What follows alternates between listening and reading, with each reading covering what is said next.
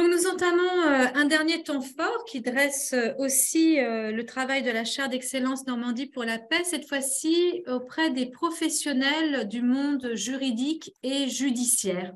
Et donc, c'est un immense plaisir que de partager avec vous ce temps de travail, en fait, qui est aussi une forme de diplomatie scientifique, de formation pédagogique et d'échange mutuels. L'un des premiers temps forts de ces rencontres avec les professionnels du monde juridique et judiciaire a eu lieu à Monaco. Et en fait, à l'époque, elle s'appelle exactement la haute commissaire aux droits de l'homme de Monaco, avait été fortement inspirée par cette idée de droit des générations futures. Je vais vous montrer, non pas pour la photo, mais pour l'article, un article qui est dans les Échos sur une tribune qui a été citée en ouverture par le prince Albert de Monaco, où j'avais vraiment relayé dans cette tribune de ce journal à dimension nationale la nécessité de reconnaître des droits pour les générations futures. Cette défenseur des droits de l'homme, outre-rapporteur à Monaco, a organisé une conférence à Monaco à laquelle elle m'a conviée. Et cette conférence permettait de réunir, ça s'appelle Rencontre AOMF, pour l'association francophone des défenseurs des droits de l'homme. Donc, vous avez tout qui est sur Internet. Donc, à son invitation, le Haut Commissariat à la protection des droits, qui est membre du conseil d'administration du réseau francophone des défenseurs de droits, a organisé les 12 et 13 juillet 2021 une grande rencontre internationale. Donc, on sortait tout juste de la crise du Covid. Ça a été placé sous le haut patronage du prince Albert de Monaco. Ça a été l'occasion de présenter vraiment ce travail sur démocratie et équité transgénérationnelle. La vidéo est en ligne. Et donc, plutôt que de parler de moi, l'idée est de donner la parole à cette haute commissaire aux droits qui a été interviewée pour la chaîne monégasque « Protéger les droits des générations futures ». De quoi s'agit-il? Bien. Nous sommes ensemble pour parler des rencontres internationales des ombudsman et médiateurs de la francophonie, parce que depuis 2 jours, il y avait des rencontres organisées en principauté. Avant de rentrer dans le vif du sujet, qu'est-ce que les ombudsman, déjà je ne sais pas si je le dis bien, et les médiateurs de la francophonie? Globalement, les ombudsman et les médiateurs, ce sont, comme le Haut Commissariat à Monaco, des institutions de protection des droits qui viennent en aide aux citoyens dans leur rapport avec les pouvoirs publics et qui peuvent être chargés d'autres missions spécifiques comme la défense des droits de l'enfant ou la mission de lutte contre les discriminations, comme c'est notre cas à Monaco. À quoi sert ce type de réunion, très concrètement, qui vient d'avoir lieu là pendant 2 jours? Ça, c'est une réunion qui a lieu dans le cadre de nos réseaux de coopération internationale. En l'occurrence, il s'agit de l'AOMF, donc ce sont les médiateurs et ombudsman de la francophonie. En 2008, j'ai été élue pour occuper un siège au conseil d'administration de ce réseau francophone. Et en fait, il me tenait à cœur quand j'ai fait ma proposition pour intégrer le conseil d'administration, de pouvoir impulser des thématiques de réflexion, et en particulier une qui est chère à Monaco et à notre souverain, qui est la thématique environnementale. Et c'est pourquoi nous avons porté pendant plusieurs mois le projet de tenir cette grande réunion autour d'un sujet assez prospectif qui est la protection des droits des générations futures. Et l'idée était de nous interroger par rapport aux évolutions qui ont lieu en ce moment, par rapport à la nécessité d'agir urgemment contre le changement climatique, de prendre en compte l'urgence environnementale. Comment est-ce que nous, protecteurs des droits, qui œuvrons au quotidien pour la défense des droits individuels des citoyens, on pouvait s'inscrire dans cette mouvance pour commencer à sensibiliser autour de la prise en compte d'un intérêt plus collectif, qui est l'intérêt général des générations à naître, donc des générations futures. Alors, vous dites protéger les droits des générations futures, c'est-à-dire quels sont les exemples de droits qui pourraient être bafoués pour ces générations-là? clairement, l'idée, c'est de dire que la préservation des ressources de la planète, la protection des personnes et plus largement du vivant, c'est une condition sine qua non pour que les générations à venir, donc les très jeunes aujourd'hui, et puis les générations qui naîtront demain, puissent continuer d'habiter une terre qui leur permette de vivre, tout simplement, et puis de continuer d'exercer leurs droits et leurs libertés qui sont les nôtres aujourd'hui. Mais comment est-ce que l'on fait respecter ces droits-là? Est-ce que vous êtes écoutés? C'était tout l'objet de notre discussion, c'était de savoir comment on pouvait se positionner par rapport aux associations militantes, par rapport aux collectifs citoyens, par rapport à la justice qui commence maintenant de plus en plus dans un nombre grandissant de pays à suppléer l'inaction des États en les contraignant à accélérer les mesures de lutte contre le réchauffement climatique. Comment est-ce que nous, qui sommes porteurs de la voix des citoyens, des particuliers, on pouvait agir par rapport à cette problématique. Mais l'optique, c'était vraiment de sensibiliser autour de cette urgence et de la nécessité d'avoir un maillage d'organes, d'institutions qui puissent faire prendre en compte l'intérêt des générations futures dans les politiques publiques telles qu'elles sont mises en œuvre aujourd'hui. La seconde journée était consacrée aux enjeux liés à la protection des droits fondamentaux. Alors, voilà pour la présentation de cette première journée. Donc, je ne peux que recourir à cette mission télévisée parce que Madame Anne Eastwood, qui était à l'époque haute commissaire aux droits de l'homme à Monaco, a été nommée depuis ambassadrice de Monaco à Rome, en Italie, et donc ne peut plus se prononcer à ce titre-là. Quoi qu'il en soit, cette émission permet de relayer à travers sa parole, pour être le plus fidèle possible, à ses ambitions, à son souhait par rapport à la promotion du droit des générations futures. Et donc, le message, il est assez simple et c'est vraiment un constat qui a été réalisé à l'occasion de cette chaire d'excellence, c'est que au-delà de la recherche, les professionnels du monde du droit, les magistrats des cours suprêmes, les avocats, les défenseurs des droits se saisissent de cette problématique de la reconnaissance des droits des générations futures. Alors, je rappelle que cette approche, elle a deux pôles principaux quand on parle de droits des générations futures. Il y a la protection de l'intégrité de la planète en tant qu'écosystème vivant d'une part, et d'autre part, la protection de l'intégrité de l'espèce humaine. Et ces deux pôles se retrouvent dans la chaire d'excellence Normandie pour la paix, que ce soit avec la ligne bioéthique sur l'intégrité de l'espèce humaine, de l'humain et de la terre, transanimalisme et transhumanisme, et d'autre part, l'intégrité de la planète avec toutes les questions environnementales et tout le travail qui a été brossé avec toutes les équipes de recherche internationales abritées et soutenues par la chaire d'excellence Normandie pour la paix. Donc là, à l'occasion de ce colloque qui s'est tenu à Monaco, il y avait beaucoup de représentants de l'Afrique francophone, il y avait des représentants de différents pays, et donc ça a donné l'occasion vraiment de phosphorer sur cette reconnaissance des droits des générations futures. Et c'est une avancée parce que cette question du droit des générations futures a été beaucoup ouverte par les travaux d'Edith Braunweiss. Professeur Braunweiss va peut-être nous faire l'honneur de clôturer l'événement demain. On ne peut pas trop s'engager car elle a un emploi du temps très contraint. Mais elle a été également membre du Collège des pionniers de notre chaire d'excellence Normandie pour la paix, et elle a ouvert vraiment les travaux à l'international sur la question de l'équité intergénérationnelle. Elle est la professeure qui a imaginé et formulé des principes d'équité intergénérationnelle en droit international public, qui a travaillé notamment avec le commandant Cousteau, et vous savez, qui a donné lieu par ailleurs à cette déclaration des droits des générations futures portée à l'UNESCO, qui est devenue une déclaration de responsabilité des générations actuelles envers les générations futures.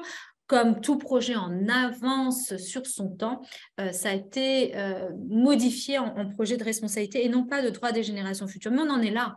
On en est là. Quels sont ces droits? Le droit à un air non contaminé, à une terre non contaminée, à une eau non contaminée. Il faut savoir qu'avec le relâchement des eaux contaminées par le Japon, ça pose question sur l'intégrité du vivant de son entier, sur l'intégrité des océans, indépendamment de l'intérêt de l'être humain.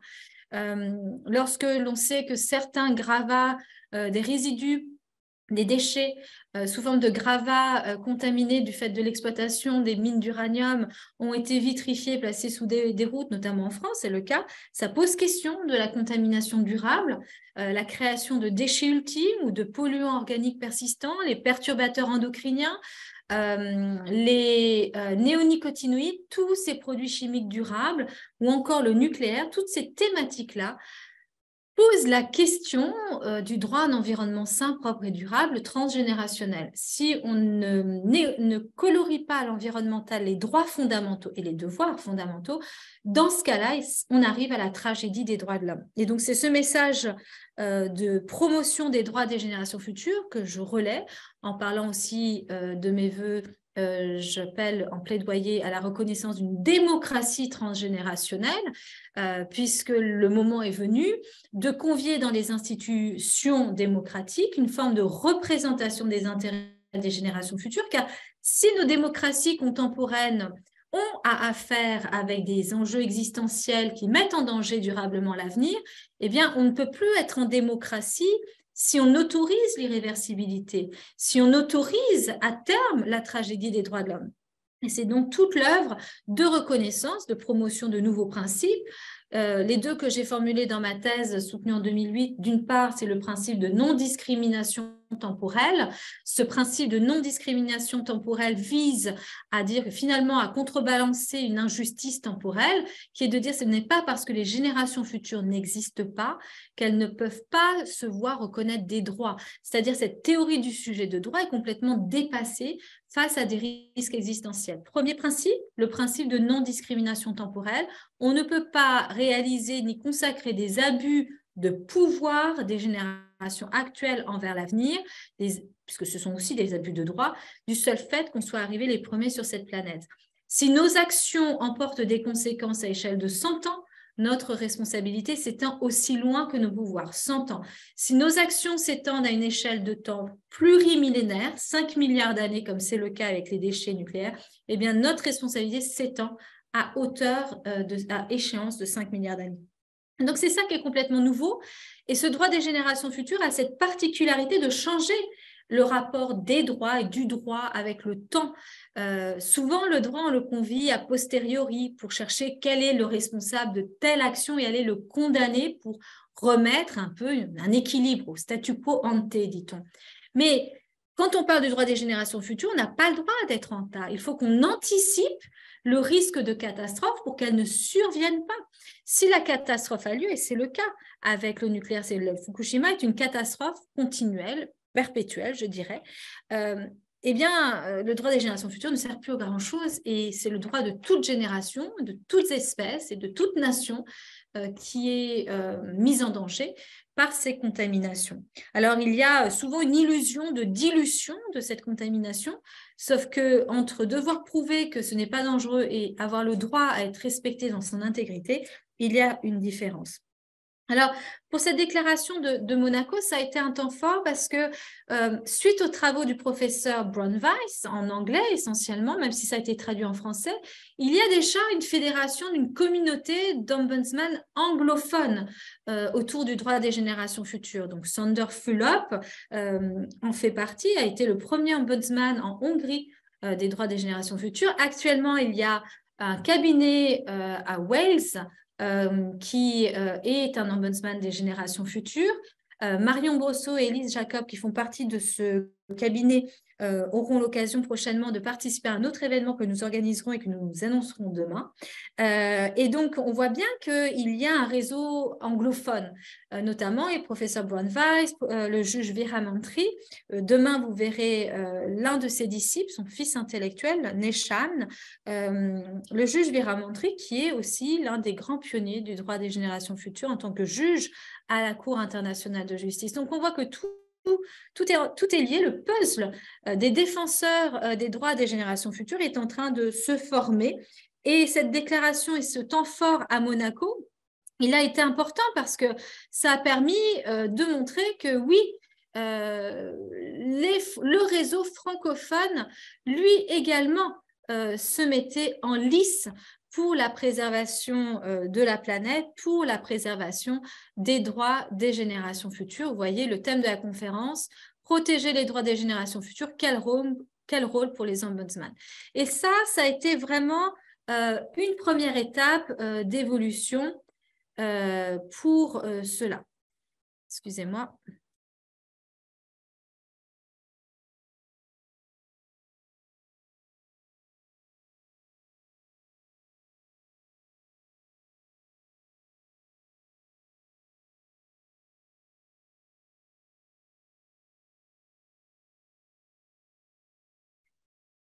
Alors, ça, c'est pour une première expérience. Et puis, on a eu, et je remercie infiniment Sophie Ferry, on a eu une autre possibilité de diffuser le droit des générations futures. Donc, je ne sais pas comment le qualifier. On n'est pas dans la diplomatie scientifique stricto sensu. On n'est pas dans les conférences traditionnelles. Mais c'est en échangeant avec Sophie Ferry, à l'époque présidente de la commission prospective du Conseil national des barreaux. Vous savez, le Conseil national des barreaux rassemble la profession d'avocat en France et nous avons travaillé ensemble avec l'ensemble des membres de sa commission. Nous avons travaillé à former, à auditionner des experts du droit des générations futures, dont les membres de la chaire, notamment le professeur Brunweiss. Et lors de l'université d'été, Sophie Ferry, présidente donc de la commission prospective des droits de l'homme, a présenté le fruit de ses travaux.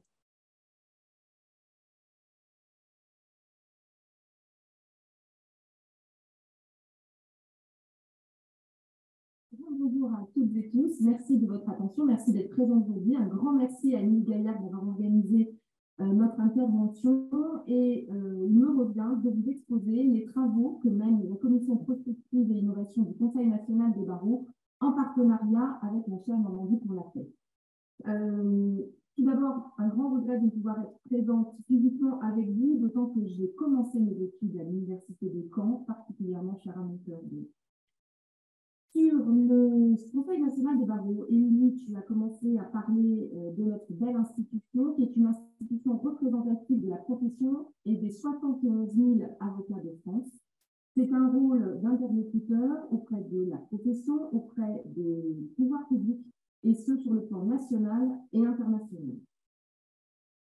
Au sein de cette institution, des pouvoirs qui nous sont conférés par la loi, le premier pouvoir, c'est de veiller à la formation initiale et continue de la profession des avocats et de réfléchir à l'évolution de la profession. Et pour ce faire, il y a eu d'instituer, de créer une commission prospective et innovation que j'ai l'honneur de présider et dans laquelle travaillent donc Olivier et Axel qui sont intervenus dans la chambre de travailler aujourd'hui. Nous sommes dotés de 10 membres dans cette commission, avec également de nombreux experts qui interviennent à nos côtés sur différents sujets. Et nous travaillons donc à l'avenir de la profession et nous réfléchissons évidemment, parce que cet avenir se construit dans le cadre d'un contexte juridique et sociétal, et nous réfléchissons à l'évolution et de la profession et du cadre dans lequel elle évolue. Pour ce faire, et au départ de la mandature, nous avons organisé les états généraux de la prospective et de l'innovation qui ont eu lieu le 2 décembre 2021 à Toulouse, à la Cité de l'Espace, et qui avaient pour thème, volontairement provocateur, l'avocat en 2050, donc une projection prospective bien trop ambitieuse sur la rigueur prospective, mais c'était pour cadrer le fait que nous réfléchissions à la profession d'avocat génération plus 1. Et le titre était « L'avocat en 2050, de la science-fiction à l'action ». Nous avons réuni lors de ces états généraux de la prospective et de l'innovation plusieurs intervenants d'horizons très divers, puisqu'il y avait bien sûr des avocats, des magistrats, mais il y avait également des professeurs, il y avait des neurologues, des mathématiciens. Nous avions voulu volontairement couvrir le cadre sociétal dont je vous parlais à l'instant. Et de nos échanges, qui se sont déroulés sur toute une journée, est apparue une vision convergente, spontanée, sans concertation préalable, sur ce que serait vraisemblablement l'avenir de la profession d'avocat. Nous avons eu une vision avec 3 pôles fondamentaux d'évolution. Le premier, c'était la transformation de la norme qui était en cours, avec, et ça ne surprendra personne aujourd'hui, une évolution du cadre normatif, puisque la loi perd en puissance, monte en puissance la compliance, avec le rôle créateur de l'entreprise, la norme également, deuxième axe, le fait que la norme est de plus en plus complexe, ce qui impose une approche multi-compétences avec plusieurs parties prenantes. Et la troisième conclusion, c'est que cette norme est globalisée On est de plus en plus dans des réflexions transnationales avec des problèmes mondiaux qui doivent être appréhendés par le droit. Je me réfère ici à la crise sanitaire, au Covid, au terrorisme, au blanchiment, bref, des axes qui montrent que la norme se globalise, se généralise, se complexifie et surtout que les personnes privées s'en emparent plus encore. Nous avions eu la chance d'avoir comme intervenante Madame Émilie Gaillard qui a mis le focus sur le droit des générations futures, lequel pose un cadre qui naturellement vient chapeauter, impulser l'ensemble des constats que nous avions faits. Nous avons pu constater que, en prospective, ce droit impactera la création de la norme et le développement de la norme, et que ce droit peut aussi impacter considérablement le rôle de l'avocat dans nos sociétés. L'avocat, de plus en plus, il est le défenseur et la vigie des droits, des libertés fondamentales et de l'exercice du droit, a aussi un rôle crucial et augmenté en matière d'anticipation des risques dans différents domaines, la santé, le numérique, l'environnement. Posez le son. Tu peux prendre la parole. Vous m'entendez? Oui, Sophie. Merci. Je vais vous parler donc du rôle majeur de l'avocat dans l'anticipation des risques, et ce sur des domaines qui intéressent le premier chef le droit des générations futures, tels que le droit de la santé, le numérique, l'environnement, les droits fondamentaux. L'avocat intervient naturellement auprès des pouvoirs publics, auprès des entreprises, des associations et des particuliers. Nous avons donc une plateforme, un haut-parleur fantastique pour diffuser et nous emparer du droit des générations futures et porter tout ce que peut permettre l'émergence de ce droit. Le Conseil national des barreaux est très attaché, comme tous les avocats, parce qu'il regroupe les avocats, aux principes des droits fondamentaux individuels et collectifs. Et la preuve, c'est les différents engagements qui sont d'ores et déjà les siens. Dès 2011, le CND avait adopté la charte de l'avocat citoyen responsable, avec une charte de développement durable qui incitait les structures à la réflexion sur les impacts de gestion du cabinet. Nous avons réitéré et renforcé cette charte en 2017. Nous avons, lors de la précédente mandature, en octobre 2020, adopté le guide Entreprises et droits humains, le VADEMECUM Droits de l'homme avec l'Institut international des droits de l'homme et de la paix. Et le 16 juin 2017, je reviens un petit peu en arrière, nous avons adopté par le Conseil national des barreaux, en Assemblée générale, la Déclaration universelle des droits de l'homme présentée par Mme la ministre Corinne Lepage, avec en son cœur, et elle est là parmi vous pour en parler, la notion des droits des générations futures. Nous sommes donc là, au cœur du sujet, et le Conseil national des barreaux y a toujours travaillé. Aussi, lorsque la rencontre formidable avec Émilie Gaillard a eu lieu, nous avons présenté le projet de partenariat avec la chaire de Normandie pour nouer des relations étroites et engager une véritable action pour promouvoir les droits des générations futures. Le partenariat, il a différents objectifs et j'en suis ravie, nous les avons arrêtés avec Émilie. Le premier objectif, c'est de poser un constat et d'alarmer sur l'urgente nécessité de défendre ce droit des générations futures. Le second, c'est de promouvoir le rôle de l'avocat dans cette propagation. Le troisième, c'est d'obtenir et de jouer à plein notre rôle d'influence auprès des pouvoirs publics. Le quatrième, c'est de promouvoir auprès du grand public et des entreprises. Et le cinquième, c'est de le promouvoir à l'international. Les objectifs et les ambitions ne sont pas moindres, ne sont pas mineurs. Et nous allons les mener de concert avec l'énergie et la volonté qui caractérisent Émilie de la commission prospective et innovative. Comment allons-nous procéder? La première étape de ce partenariat, c'est l'élaboration d'un rapport qui va voir le jour, je l'espère, qui sera finalisé en octobre, et nous travaillons déjà depuis le mois de mai. Ce rapport va donner lieu ensuite à une résolution et a pour thème le droit des générations futures. Il sera soumis au vote de l'Assemblée générale du Conseil national du barreau. Il intègre plusieurs auditions qui sont réalisées depuis le mois de mai. Nous avons plus d'une vingtaine d'auditions qui sont réalisées. Nous déroulerons ensuite sur des propositions d'action pour développer et accentuer la notion de bien commun. La résolution qui sera prise posera l'urgente nécessité de défendre le droit des générations futures. 20 auditions, je vous l'ai indiqué, avec des personnalités très diverses à l'international, en France. C'était des femmes politiques, des navigateurs, des commissaires de générations futures, des professeurs, des magistrats, des avocats, et dans des matières extrêmement diverses, puisque nous avons entendu les personnalités sur les droits du numérique, les droits de l'environnement, les droits de l'urbanisme, les droits maritimes. Donc, nous avons effectivement raisonné de façon extrêmement générale.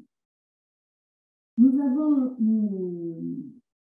véritablement une pratique normative qui incite à repenser les politiques publiques. Merci. Nous avons des problématiques à penser sur le long terme. Nous devons penser sur le long terme. Nous devons travailler avec différents acteurs publics. Il y a des conceptions et des approches nouvelles qui peuvent intervenir. Par exemple, travailler dans le cadre d'un droit qui ne soit pas un droit de sanction, mais un droit d'incitation, un droit de gratification. Nous avons entendu des représentants du Pays de Galles qui travaillent sur les droits des générations futures et qui ont mis en place un cadre qui est bien éloigné du nôtre, qui fonctionne de façon coercitive, règles, sanctions. Là-bas, c'est une obligation de moyens, c'est une évaluation des moyens, c'est un travail en coopération avec différents acteurs. Quand une loi est prise, on doit réfléchir en amont à l'impact qu'elle aura à échéance 5 ans, 10 ans. C'est réfléchir avec tous les acteurs concernés et non pas par secteur. C'est donc un travail de coopération avec les acteurs publics. C'est un travail avec des évaluations intermédiaires. Tous les ans, il y a des évaluations, des axes de progression qui sont faits et un système, je vous disais, de gratification. Les axes de travail que nous pouvons envisager par le prisme du droit des générations futures sont extrêmement larges. Ça impacte le droit du numérique, le droit de la santé, le droit de l'environnement, mais plus généralement, et nous l'avons vu au cours de toutes les éditions que nous avons réalisées, l'ensemble véritablement des normes qui sont amenées à se développer. Le principe de précaution est au cœur de cette réflexion, mais là, c'est la thèse de Mme Gaillard. On passe du principe de précaution à l'approche transgénérationnelle des droits de l'homme. Nous avons un travail très important, une réflexion immense à avoir sur la conciliation du droit des générations futures, l'intérêt commun, avec le droit commercial, le droit économique. Je vais parler là des intérêts privés. Et ça, c'est une nouvelle approche politico-juridique extrêmement importante et intéressante. L'avocat, puisque c'est le rôle du Conseil national des barreaux d'avancer pour l'évolution de cette profession, l'avocat a un rôle à jouer pour protéger les biens communs, développer sa mission, affermir et densifier le droit des générations futures. Voilà ce que je voulais vous exposer et je reste bien évidemment à votre disposition pour les questions. Alors, un grand merci à Maître Sophie Ferry, qui dirigeait à l'époque donc la commission prospective du Conseil national des barreaux. Depuis...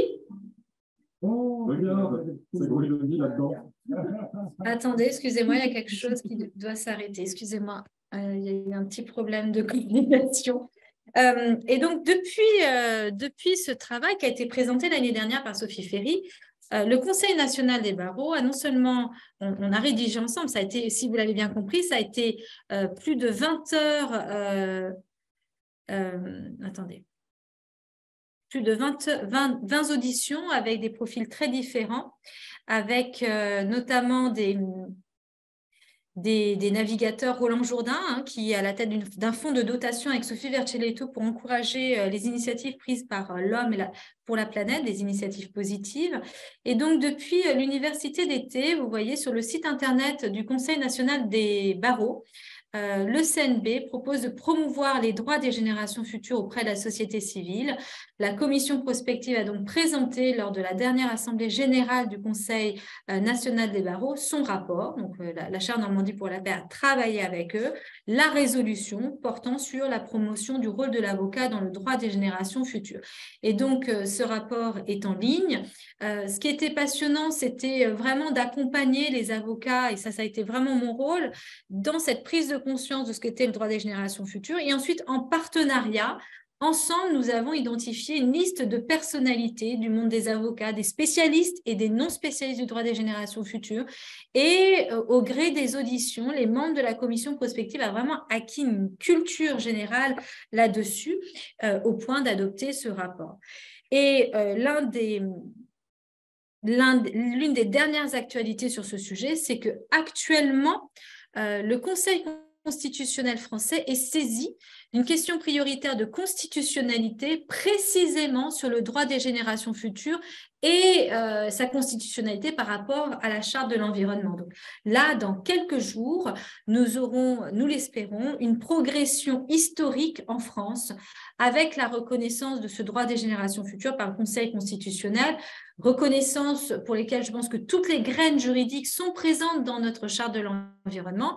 J'enseigne cela à Sciences Po depuis plus de 6 ans et je pense que les consciences sont mûres pour reconnaître ce droit des générations futures. Donc, vous entendrez prochainement, depuis la France, une actualité sur cette question de la reconnaissance des droits des générations futures sur la base de la charte de l'environnement.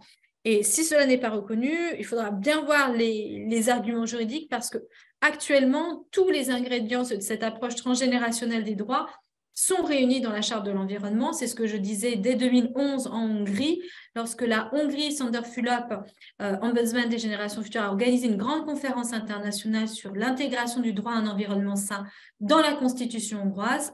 J'avais donc présenté en disant, mais dans la charte de l'environnement française, nous avons toutes les graines pour la reconnaissance constitutionnelle du droit des générations futures.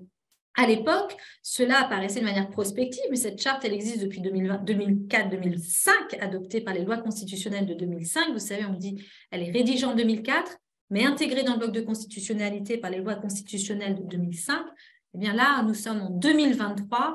Les personnalités sont mûres, les consciences sont mûres et surtout avec tout le contexte international, on a vu, on n'a pas encore tout vu encore sur ce contexte international, le moment est venu de reconnaître en France, avec cette question prioritaire de constitutionnalité, ce droit des générations futures. Et lors des formations que l'on a fait au Conseil national des barreaux durant ces auditions, c'était l'un des messages clés que j'avais délivré, qu'une question prioritaire de constitutionnalité peut tout à fait être délivrée. Donc, on voit comment un partenariat comme celui-ci peut être novateur. C'est une autre forme de diplomatie scientifique, c'est une autre forme, c'est peut-être de la pédagogie à destination des professionnels et en co-construction, c'est-à-dire en partenariat, en échange, en discussion, un enrichissement mutuel.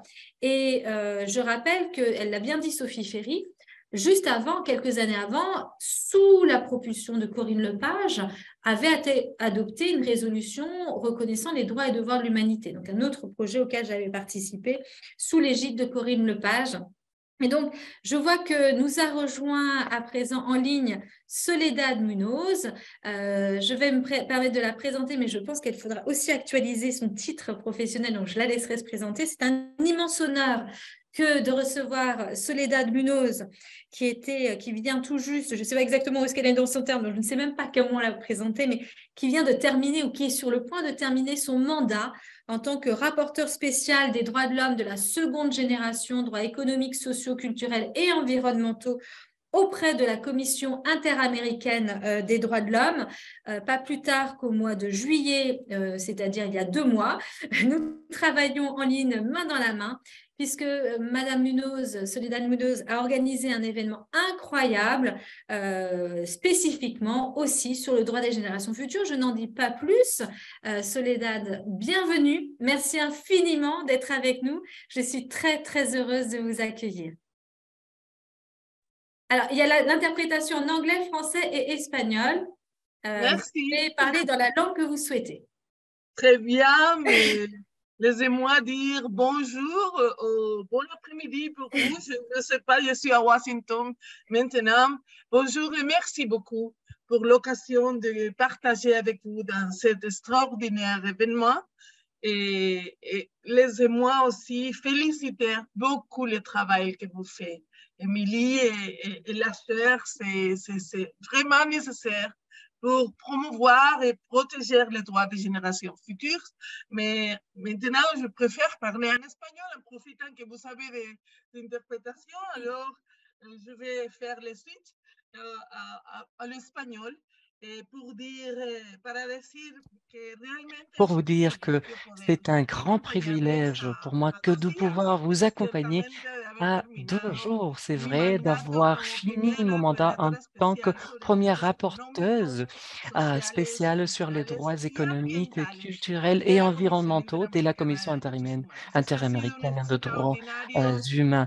Cela a été un parcours et un voyage magnifique, extraordinaire, très intense, et par les DESCA, tels qu'on les appelle sur notre système, ou dans notre système. Ça a été également une occasion très importante d'aider à l'organisation des États américains à changer leur paradigme traditionnel de considérer les droits économiques, sociaux, etc., comme des droits de 2e génération, comme des droits de 2e catégorie, au lieu de les percevoir comme des droits de première importance, de toute première importance, et tout aussi exigeables que le sont les droits civils et politiques. Donc, on a pu inclure également les termes environnementaux. On est passé du terme DESC au terme DESCA. Ça a été mon honneur de pouvoir les inclure. Et donc, le travail a amorcé en 2017 et les DESCA, on peut déjà, d'ores et déjà l'affirmer, ils font partie du système de droits humains interaméricain.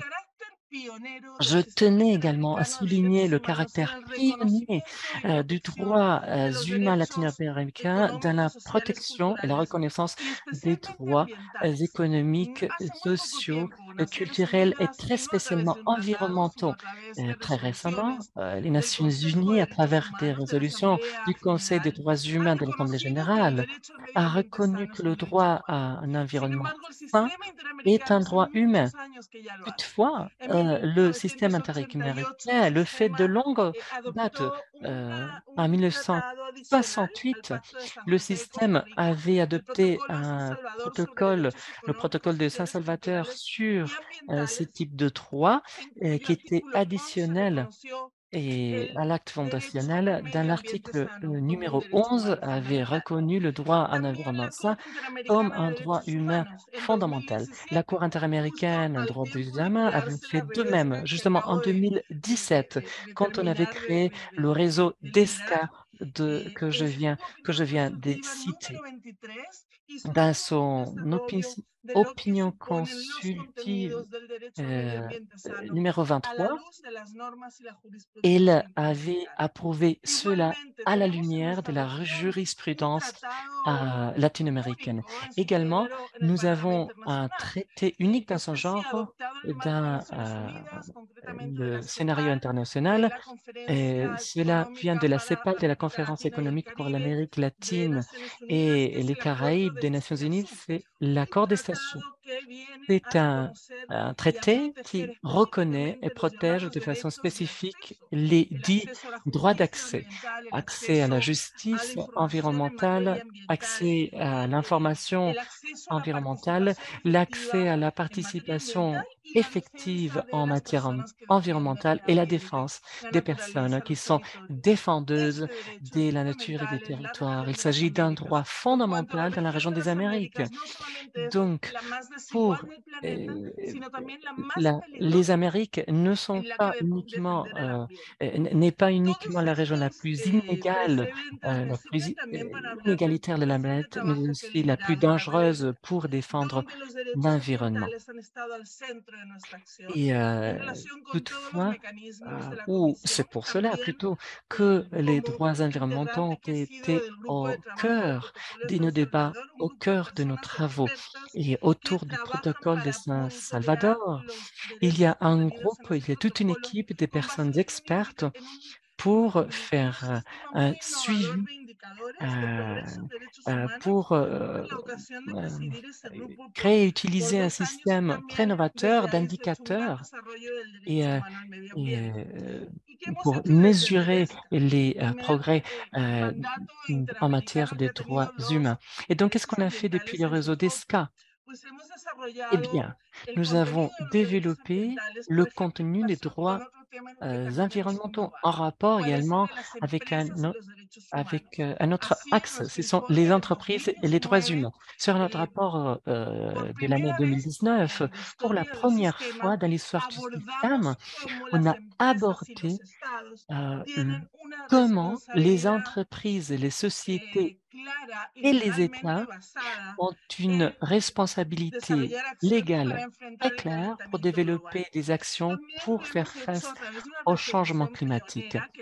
On a adopté également une résolution pionnière qu'on a élaborée pour l'accord interaméricain, qui est le premier système de standard interaméricain. C'est le premier standard interaméricain, je dirais même à niveau global, que cette résolution a essayé d'identifier les obligations des États en matière des droits humains pour enrayer le changement climatique. Donc, ces documents, en fait, ne parlent pas de changement climatique. Dans ces documents, nous parlons d'émergence climatique plutôt, puisque nous ne faisons pas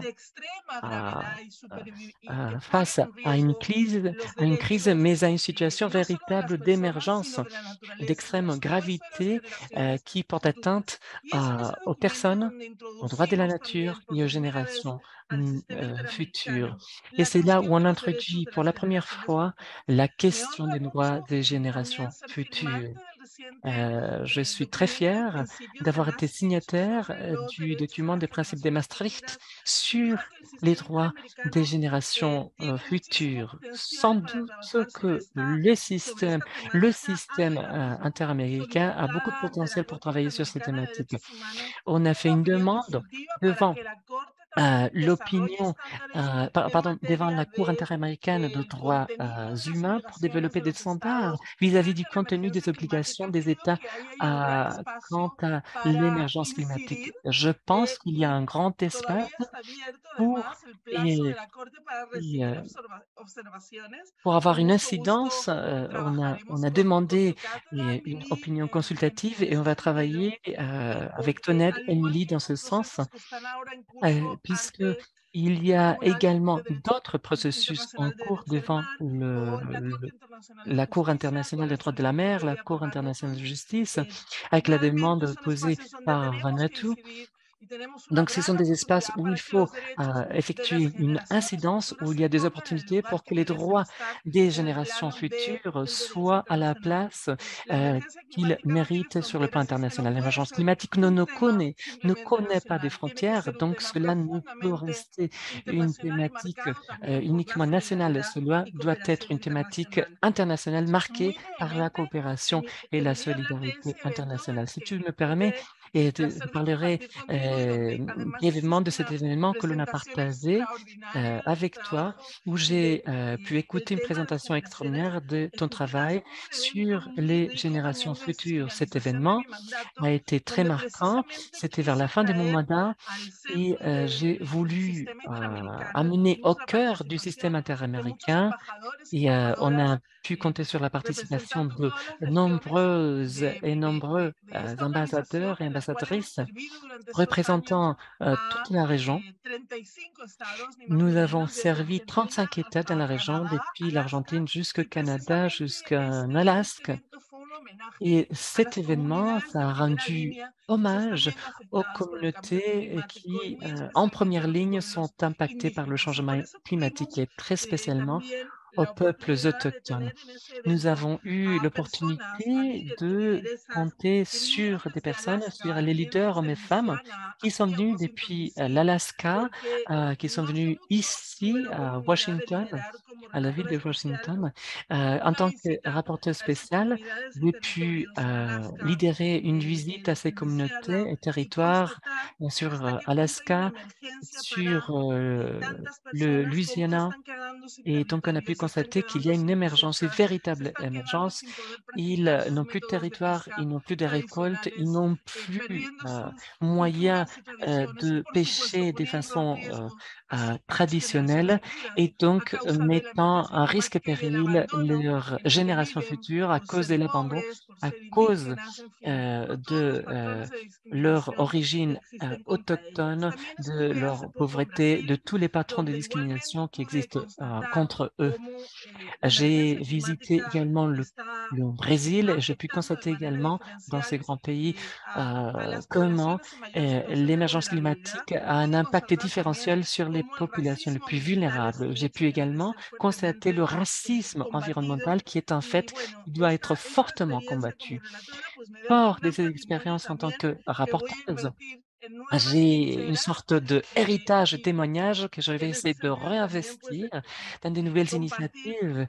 Et donc, je voulais vous partager également combien je suis heureuse d'apprendre que l'université de Georgetown, ici à Washington, m'a octroyé le privilège d'occuper leur chaire pour 2023 et 2024. Donc, c'est pour cela que j'ai besoin d'un certain temps pour réfléchir vis-à-vis de cette expérience et pour lui donner le bon contenu. Je vois aussi le professeur Jimmy May, la professeure Erin Daly. Avec elle, avec lui, nous avons des projets ensemble. Donc, continue ensemble, Émilie. Nous continuerons à travailler ensemble. Merci beaucoup. Muchas gracias. Seguimos juntas, siempre. Merci Bien sûr, on va continuer ensemble toujours. Merci infiniment, Soledad. En fait, je vais représenter le programme, la Concept Note. C'était un événement donc organisé le 24 juillet dernier. Hein, donc, vous voyez, jusqu'aux dernières heures de la chaire Normandie pour la paix, nous travaillons, même en été. Et l'événement qu'a organisé Soledad Munoz est absolument extraordinaire, puisque, comme elle l'a bien dit, il y avait des ambassadeurs, il y avait des observateurs permanents, il y avait des membres d'organisations internationales, il y avait les peuples autochtones, il y avait deux représentants de peuples autochtones, et puis nous sommes intervenus sur le droit des générations futures, notamment aussi avec Erin Daly. Ça a été un événement qui a été formidable. Vraiment, je suis infiniment reconnaissante à Soledad de m'avoir permis d'y participer. Et en fait, je pense que c'est ça le message de la Charte Normandie pour la paix, c'est de dire que même dans notre construction, nous ne sommes pas dans la hiérarchie, nous sommes dans la dynamique collective, inclusive. Et en fait, il faut vraiment passer dans cette dimension. Plus on est, plus on peut voler haut. Et comme disait Tonio Posa, il n'y a pas de limite à ce que l'on peut atteindre si on ne cherche pas à avoir le crédit. Et je pense que vraiment, quand on est à l'international, c'est une condition un peu sine qua non, ce qui fait que les relations sont extrêmement fluides et enrichissantes. Et on est très heureux pour toi, Soledad, que tu aies cette chaire environnementale très prestigieuse Université de Washington. Je ne doute pas qu'avec James May et Erin Daly, vous allez avoir de nouvelles perspectives. Et je serai toujours très heureuse d'être avec vous. Alors, ce qu'a bien dit Soledad et qu'on va parler demain, mais je pense que c'est important d'insister et de rebondir sur ce qu'a dit Soledad, c'est que là, on a un momentum historique par rapport à la reconnaissance du droit des générations futures. Là, en France, il y a une question prioritaire de constitutionnalité. Mais ce qu'a dit Soledad, ce que j'allais dire demain, mais c'est bien de le dire aussi en conclusion d'aujourd'hui, c'est qu'il y a un avis consultatif sur la question du droit des générations futures devant le Tribunal international du droit de la mer. Actuellement, les auditions ont lieu dans les prochaines semaines. Le calendrier est publié. Il y a une demande d'avis consultatif devant la Cour internationale de justice. Donc, c'est vraiment la session de demain. Je vous invite à vous connecter car vous allez avoir aussi des belles nouvelles, une belle surprise en conclusion de cette chaire et également des personnalités qui vont prendre la parole sur cet avis consultatif. Et d'ailleurs, c'est tellement important cet avis consultatif qu'on vient de voir publié sur les réseaux sociaux que les pays de l'OPEP, les pays exportateurs de pétrole, ont demandé à être entendus. Donc, c'est vraiment quelque chose qui peut faire bouger les lignes que cet avis consultatif devant la Cour internationale de justice. Et ce n'est pas tout.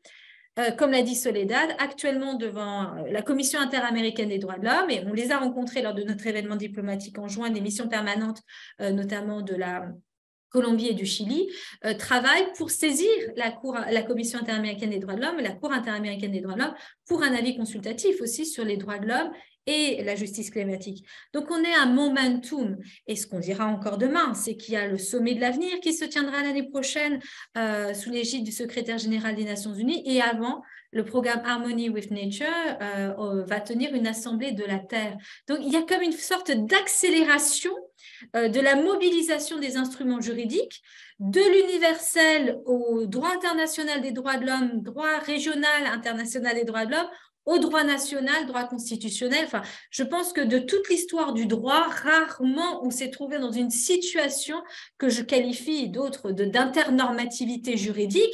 Ce n'est pas doux, ce n'est pas dit que chaque système se prononce de la même façon.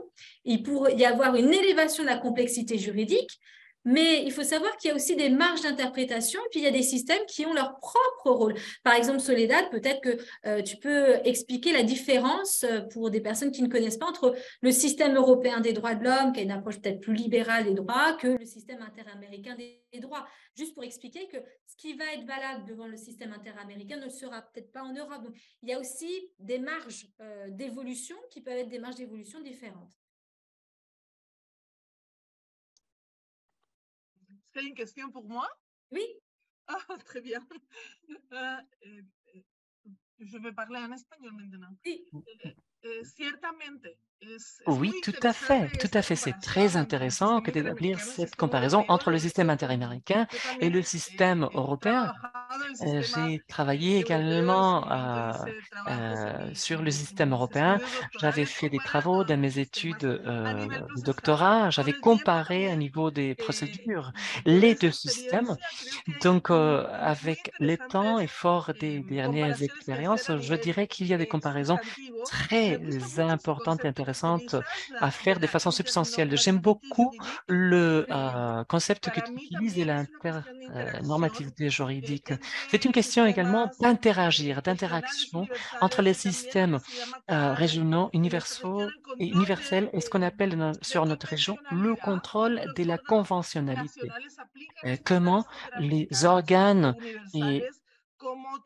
traditionnels appliquent des standards interaméricains ou universels. Les organes, les institutions, on va dire, universelles, se copient. Ils copient des standards européens aux Amériques et vice-versa.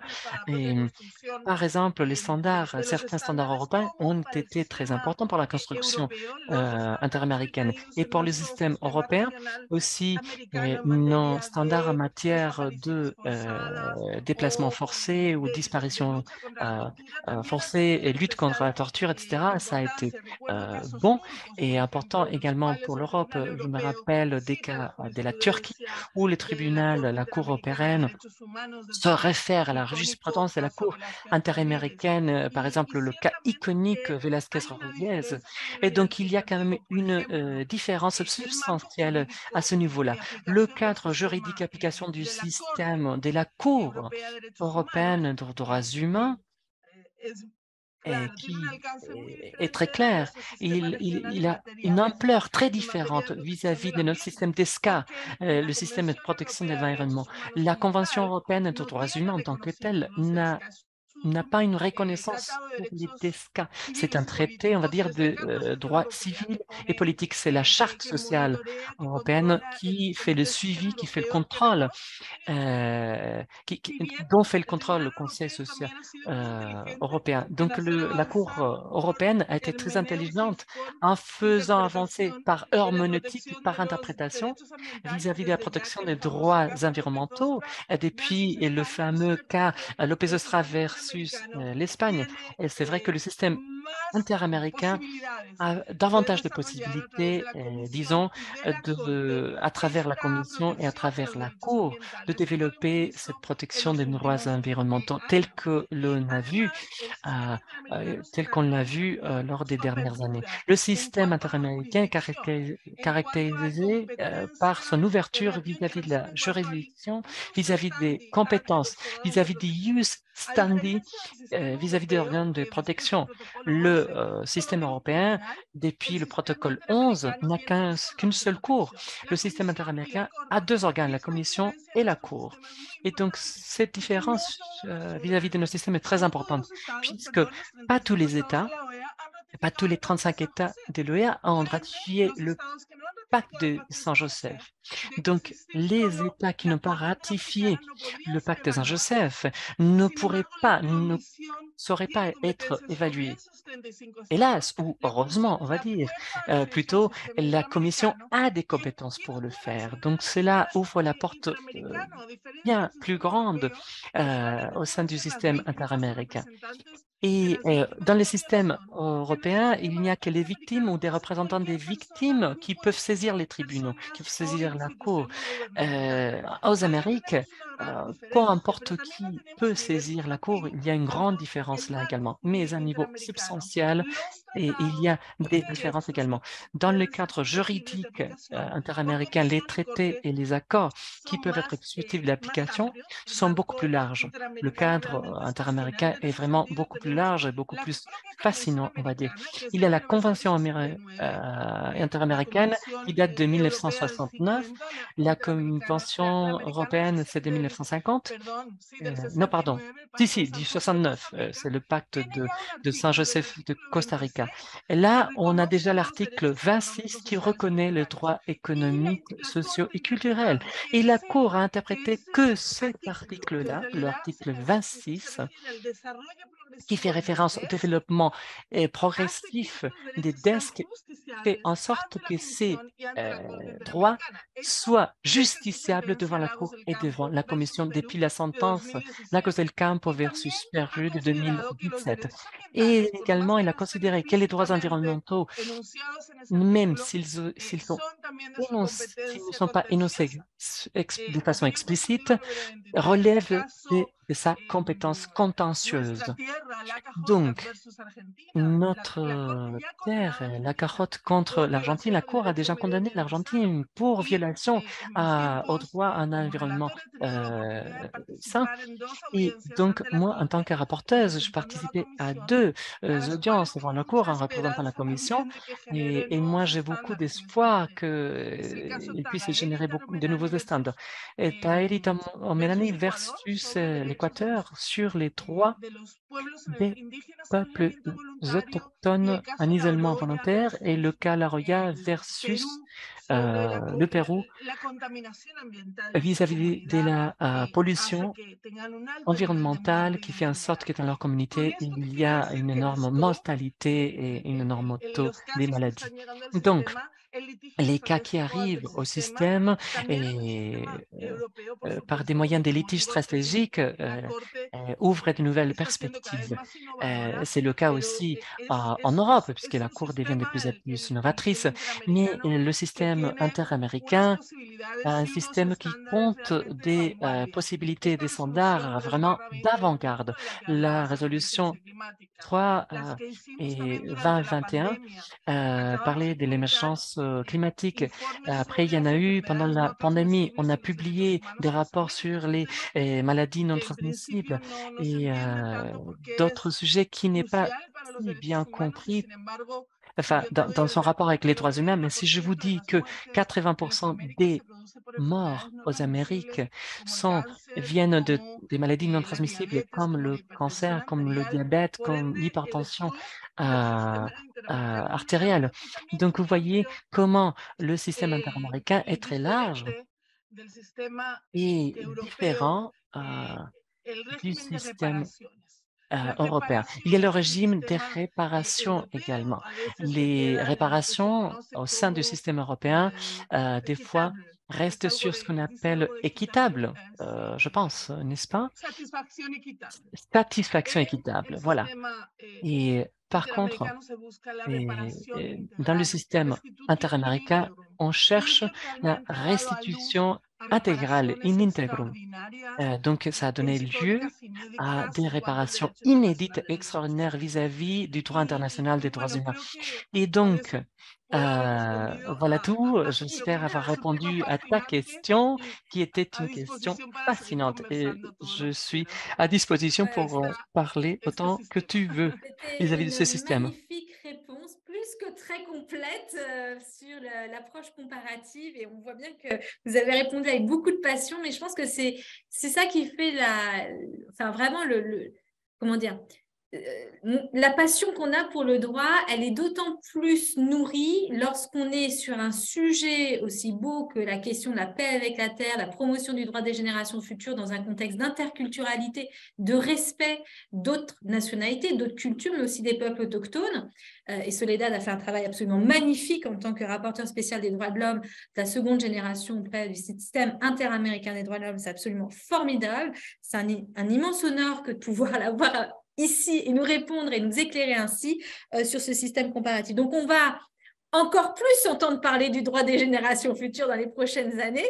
Généralement, lorsque je croise des amis, ils me disent « Mais avant toi, je n'entendais pas trop parler, je ne fais que entendre parler de ça. » Eh bien, après la chaire Normandie pour la paix, soyez sûrs que vous allez en entendre encore parler du droit des générations futures, parce qu'il y a toute une famille de juristes à l'international, des diplomates, des avocats, des magistrats, des rapporteurs spéciaux des systèmes régionaux des droits de l'homme ou des rapporteurs spéciaux du système universel des droits de l'homme.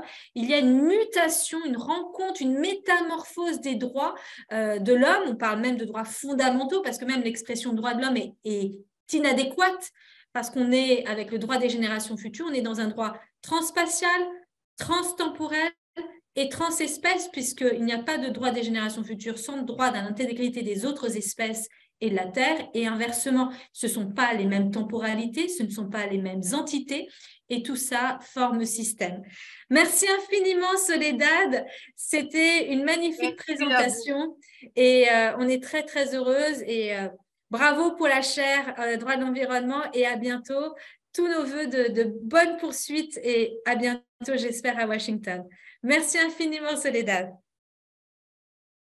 Je vais terminer la session de cet après-midi. Il nous reste 10 minutes.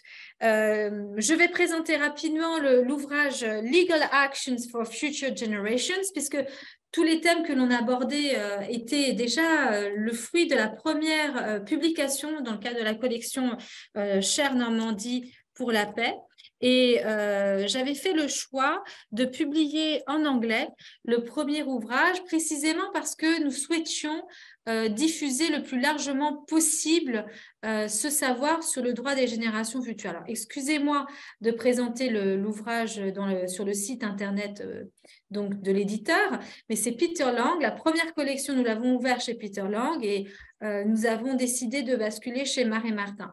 Donc cet ouvrage, Legal Actions for Future Generations, je l'ai coédité avec David Foreman, qui est mon collègue de l'université de Hawaï, la faculté de droit de Hawaï, et qui est aussi très engagé sur le terrain des droits des peuples autochtones et sur la campagne I Am Climate Justice. et qui va recevoir prochainement Musadak Sultan en stage, ce jeune homme qui nous a fait tous ces documentaires pour la Charte Normandie pour la paix, qui va recevoir aussi Solomon Yeo, qui est le World Youth for Climate Justice Movement, qu'on va décrire demain. Donc, David Forman m'a aidé à vraiment mettre en forme et à compiler en anglais, à relire, à vous proposer un ouvrage de qualité en anglais, ce qui était une nouveauté pour moi.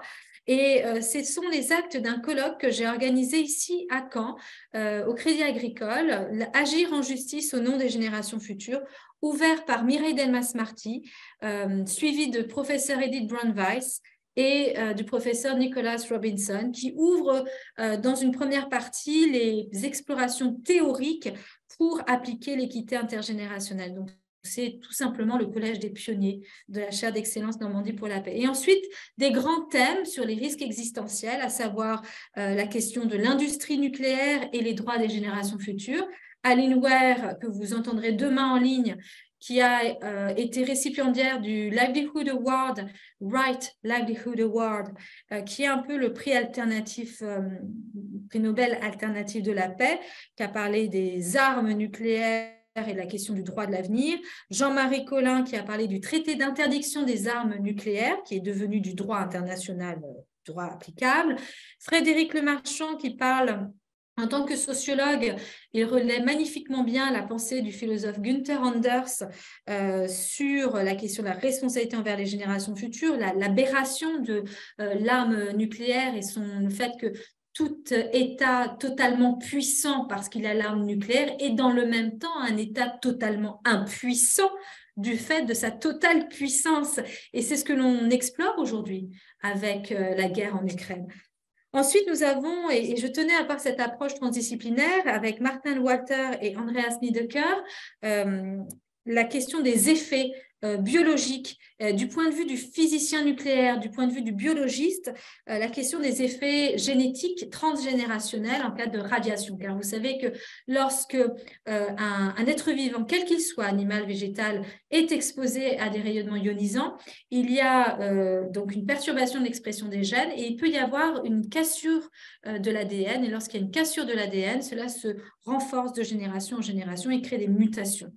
Ensuite, nous avions une partie sur la justice climatique. Donc, je le répète, cet ouvrage, je prépare actuellement la version augmentée en français et j'ai l'honneur de vous annoncer que dans la version française, Julia Olson, qui est à la tête de Our Children's Trust, va publier dans cette section aux côtés de Yule, qui est membre de la World Youth for Climate Justice, du mouvement de la jeunesse pour la justice climatique. Donc, on va avoir un chapitre de justice climatique complètement renouvelé dans la version française. Et puis, on avait une partie dans la version anglaise sur quelles étaient les actions prospectives à venir éventuelles sur le droit des générations futures. Et nous avions fait le lien avec le droit de la nature. Nous avons fait le lien avec la promotion du droit des générations futures en Argentine. David Forman avait parlé du droit des peuples autochtones à Hawaï par rapport aux pesticides. Michel Priard d'un projet de convention pour la reconnaissance du droit à un environnement sain. Maintenant, c'est devenu de la réalité. Corinne Lepage sur la déclaration des droits et devoirs de l'humanité. Et en dernière partie, avant-dernière partie, nous avions un chapitre sur la protection de la condition humaine. Rappelez-vous, je vous ai dit, le droit des générations futures, il a deux pôles. Le pôle d'intégrité de l'espèce humaine et d'autre part, un pôle d'intégrité de l'écosystème Terre en tant qu'entité vivante, sachant que ces deux pôles sont interreliés dans une boucle récursive. Christian Bick, qui a pris la parole hier, le président de la commission de bioéthique de l'UNESCO, y a rédigé un article, ainsi que Louise Van der Laak, professeure de sociologie à l'université de l'UQAM à Montréal. Et avec Amandine Caillol, nous avions à l'époque présenté nos premiers pas dans la recherche sur le transhumanisme. Et vous le savez, si vous étiez là hier, qu'avec Amandine Caillol, depuis maintenant plus de 4 ans, nous avons énormément écrit, travaillé, fait une recherche de terrain sur cette question-là du transhumanisme et nous avons organisé plusieurs colloques. Donc, le temps est venu de remettre à jour ce chapitre. Et enfin, l'impératif d'aller encore plus loin. J'ai proposé des protections, des bases pour des protections juridiques du droit des générations futures et David Forman avec Tony Oposa ont appelé à être de bons ancêtres et à faire la différence pour les générations futures. Donc, j'ai le plaisir de vous annoncer que cet ouvrage va être publié en français. J'ai décidé de fondre avec un autre ouvrage qui ne prendra pas son autonomie, mais qui va augmenter la version française parce que nous avons organisé un webinaire, une série de webinaires sur la représentation et la défense des intérêts des générations futures. J'ai le plaisir d'accueillir Catherine Lebris, internationaliste reconnue, auditionnée dans le cadre de la réforme du Conseil de l'Europe sur la reconnaissance du droit à un environnement sain aux côtés de David Boyd. Donc, elle nous a fait l'honneur d'écrire aussi pour la chaire d'excellence Normandie pour la paix, et d'autres auteurs qui viendront augmenter la version française qui sera publiée en 2024. Donc, c'est dire si les productions scientifiques vont être forcément publiées, visibles après la clôture de cette chaire d'excellence, mais c'est aussi le souhait d'avoir fait un travail de terrain, d'avoir fait un travail de diplomatie scientifique, d'avoir fait un travail de formation avec différents publics, et aussi le grand public, pas seulement des publics d'experts, et bien laisser en héritage une collection entière d'à peu près plus de 15 ouvrages qui seront donc, nous espérons, des petites graines d'avenir pour aller de l'avant. J'arrive au terme de cette session. Je tiens à dire que j'avais souhaité dans le programme original laisser l'honneur à Corinne Lepage de clôturer cette première journée, cette journée de temps de clôture avec le temps fort auprès des professionnels, car Corinne Lepage, je le rappelle, porte le projet de déclaration des droits et devoirs de l'humanité. Je vais vous montrer le site internet quand même, Devoirs de l'humanité. Excusez-moi. C'est important de souligner parce que, comme je vous l'ai dit, ce que je trouve absolument remarquable avec Corinne Lepage, c'est sa pugnacité à porter ce projet. Vous avez le site internet qui est là, vous pouvez retrouver la déclaration qui est composée de principes, de 6 droits, 6 devoirs, 4 principes, dont le principe de non-discrimination temporelle, le principe de dignité des générations futures, et vous aurez accès à l'actualité, les alliances, etc. Et c'est tout à fait d'actualité avec le sommet de l'avenir. Et donc, je voulais lui donner l'honneur de clôturer cette session-là parce que c'est un univers multiple avec beaucoup de personnes qui travaillent sur cette promotion et elle n'a pas sans compter, elle déborde d'énergie pour porter ce projet par la société civile. On me fait signe qu'il faut respecter les horaires. Il est bientôt 18h30. Je regarde rapidement s'il y avait des questions et des réponses. Donc ça, j'ai répondu en direct. J'ai répondu en direct. Je regarde vite fait. James, do you want to add something before I close the session? I can see that you are James, here. est-ce que vous souhaitez vous exprimer avant de conclure? No, you just want to say goodbye. OK. Non, très bien. Alors, il est temps de clôturer cette session. Merci à toutes et à tous d'avoir été présents et à bientôt. Merci et à demain pour une nouvelle session qu'on risque de commencer un peu plus tôt à 14h30, consacrée à l'université d'été de la chaire Normandie pour la paix. Je vous ferai un panorama des intervenants, je vous montrerai quelques vidéos, un documentaire final préparé par Musadaq Sultan de l'Université de Lahore, du service de communication de l'Université de Lahore du Pakistan, que nous remercions très sincèrement pour son travail qu'il a réalisé avec passion. Et nous terminerons avec un temps fort dédié à la justice climatique qui a été pensé par Aline Ware, qui est le responsable stratégique de la campagne ICGAO, et nous clôturerons avec un final ce temps fort de clôture de la chaire d'excellence Normandie pour la paix qui s'étale sur 2 jours et demi. À demain et merci beaucoup. Merci James. Thank you very much.